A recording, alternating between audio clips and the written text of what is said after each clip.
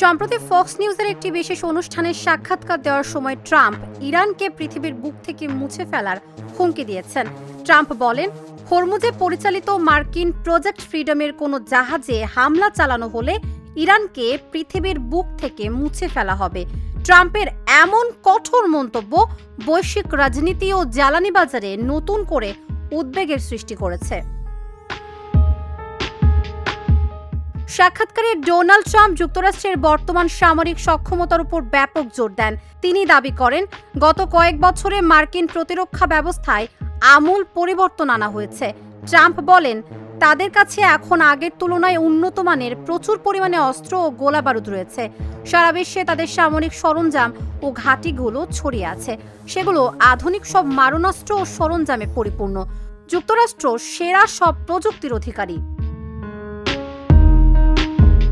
Trump স্পষ্টভাবে জানিয়ে দেন, মার্কিন নৌবাহিনী বা তাদের কোনো প্রকল্পে হস্তক্ষেপ করা হলে যুক্তরাষ্ট্র তার পূর্ণ সামরিক শক্তি প্রয়োগ করতে দ্বিধা করবে না।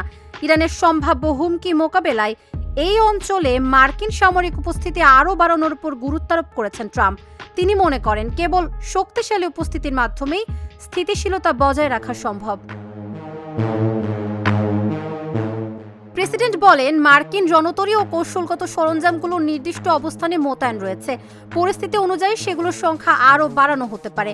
আন্তর্জাতিক সমুদ্র সীমায় জাহাজ চলাচলের নিরাপত্তা নিশ্চিত করতে ও প্রজেক্ট ফ্রিডমের অধীনে পরিচালিত কার্যক্রম নির্বিঘ্ন রাখতে ওয়াশিংটন যে কোনো চরম পদক্ষেপ নিতে প্রস্তুত। হরমুজ প্রণালী বিশ্বের মোট জ্বালানি তেলের একটি বিশাল অঙ্কের যাতায়াত পথ। ফলে মার্কিন প্রেসিডেন্টের এই হুমকির পর বিশ্ববাজারে তেলের দাম ও আঞ্চলিক নিরাপত্তা নিয়ে নতুন করে প্রশ্ন উঠছে।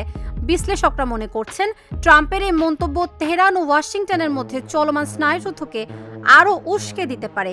এখন দেখার বিষয়, হোয়াইট হাউসের এই কড়া বার্তার পর ইরান কোনো আনুষ্ঠানিক প্রতিক্রিয়া জানায় কিনা, অথবা এই অঞ্চলের সমুদ্র সীমায় কোনো নতুন সামরিক মহড়া শুরু হয় কিনা।